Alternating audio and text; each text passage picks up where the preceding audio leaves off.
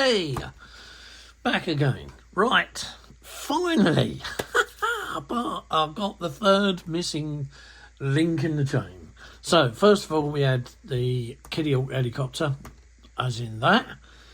We then had the second video showing you what the crew looked like to go in that. Now, I've got this book to maybe help me rectify, what this thing really looks like and how to, try my utmost to make a better model of it. So, without further ado, I'm not going to go through the old book because it's not my book, it's his book, and they're the publicators, and obviously I can only show you bits and bobs. But what I will show you is, I think this was dedicated to all of these people here that helped out. And there's the said helicopter there, which is a rather nice helicopter, I've got to admit. So, yeah, this book is not a cheap book. I got it from Tunbridge Wells in the aviation bookshop, thanks to Justin. Mate, if you ever watch my videos, how you doing? They are moving. They're not going to be in. They're going to be in Tunbridge Wells, but they're not going to be in the place where they're at. They're moving apparently 10 minutes up the road. But if you look them up online, you'll get their new address and you'll get all the information you need. So that's the Aviation Bookshop in Tunbridge Wells. It normally, as soon as you put it in the Google shop, as soon as you put it in Google, the Aviation Bookshop, it comes up Tunbridge Wells straight away. You just click on that and it goes straight to their website. Great bunch of lads. Simon was there. It was only Simon and Justin there yesterday when I went. Hello to the both of you. I'll say it again, but yeah, hello to the both of you. It's been a great shop. It's done me well over the years for things like this, reference and stuff. So yeah, take a look. Go and have a look, and see what you think. Like I say, a great bunch of blokes, and it's a good bookshop for modelers with reference and just in general aviation overall. I did pick up one time, it was going back a long time now, and I needed to know something about the Rolls-Royce Merlin engine that was going into Spitfires. And I got an engineer's book from them. It was an old paper book, and it wasn't very big, but what was in it was absolutely amazing, showing you all the what goes where, and that's then when I deciphered as to what I would do with the brand new Spitfire Mark 9 when I built my first one. And when it came to, wiring the engine, I thought, right, I'm not going to do everything because you can't see everything. And that was that. So it's a bookshop that's got loads of stuff. Very interesting place indeed. But back to this. So there's all the contents of it. And then you get a bit of an introduction, showing you the various colour schemes on the helicopter, and then it just goes straight into it. So these are the type of pictures that you're getting, and it's you can actually, if you want, because this I do believe that this is actually in the kit. You can open up this, and there are some bits, but you can really go to town. I mean, you can do whatever you like in it, and then. Again, to do with the windshield and the top cover for parts of the engine. There's... the photos, some of them are quite small, size of a matchbox, but they're there, but they're only focusing on some of the little refiner details. So you're not looking at the main rotor there because you won't bother with that. But you're looking at little rivet detail on there. I think that's the to stop the windscreen wiper going across, I don't know. Then like little pitot tube that comes out the top and a little cover on it. So it's all little bits and bobs like that, Then you get the weapons. So oh Christ, I've got to post that. So then you got the weapons. So I think this is what they call a Bushmaster. So this would help out here, you see, because you can see bits of this gun that. Where I've got no instructions when it came to all the crew and their weapons set for this helicopter. Although I'm not going to use the resin 3D printed weapons because the barrels are a bit bendy. But this, if you wanted to, then this shows you where all the stuff goes, and how it looks. and all the rest of it. So it's again another, you know, a good pointer. Then we're going into, you know, certain bits of the aircraft. So it's like showing you like braided hoses that are connected to parts to do with the hydraulics and stuff, and the brakes, you know, which it would have. Yeah, because there's a brake, there's the brake caliper there on the back. So all little things like that. Again, your rotors and your tie down points on the rotors. And then your main rotor hub, and, you know, pictures, and it tells you briefly on how that works. And they're all good, clear coloured pictures. Here you got an engine, so you get 2 of these in the kit. So if you wanted to, you know, shut the covers up on one but not put the engine in and put the engine out, you could probably get away with doing that. I don't know. You might be, especially if you blank the intake off so you don't see the fan. So yeah, you got that. And you got these other little things like the little steps, the ball bar that goes around the side of it, the winch itself, and the plugs that make it work.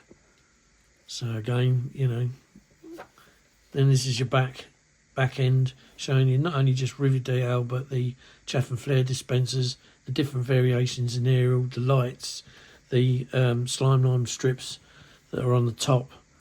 You know, again, chaff and flare dispenser boxes. Then you got the tail end. So this is like your steps, where I show you steps to pull these out. And there you go, up there, like that, to get up to the rotor. And some of your avionics and your electronic gizmos on the back. Aerial. Little Tucson rescue badge on the top of that one. Then you start heading into the cockpit, parts of the cockpit. You know, again, all the panels, stuff, it gives you all of that. Front seat, pilot seat in the front, showing you how all the bits are on that. And then some, you know, there's some various cabin shots with different gizmos and electronics and first aid kits and where they're situated. And then again, there's like the winch operators, line mechanism, and, you know, certain interior parts. Then different parts of the flooring. And again, more flooring there. And the inside of the doors. God. And then how they fold the thing away. I'm going to shove it in a C-17 or a C-5. We'll pack it in a container and shove it on a boat.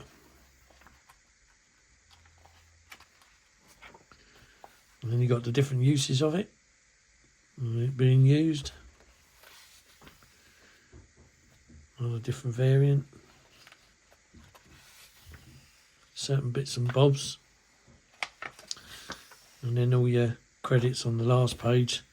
And then on the very last page, the picture of the actual helicopter with the door gunner and the 2 pilots.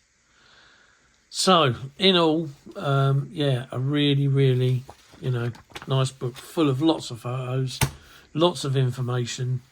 You can still get this helicopter from Kitty Hawk on either AliExpress, I think is where I got mine, and it's now starting to show up on Temu.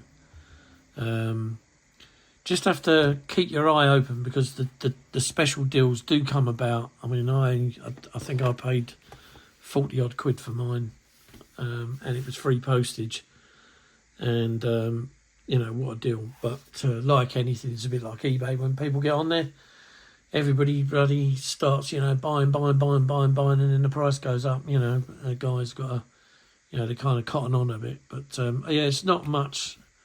I haven't seen it below 60 quid now, but it is there. It is on there, and you will get it if you want to pay 60 quid for it, which I think is better than paying 120 quid for one, because you're paying double the price and then postage on top of that, unless the seller does it for free.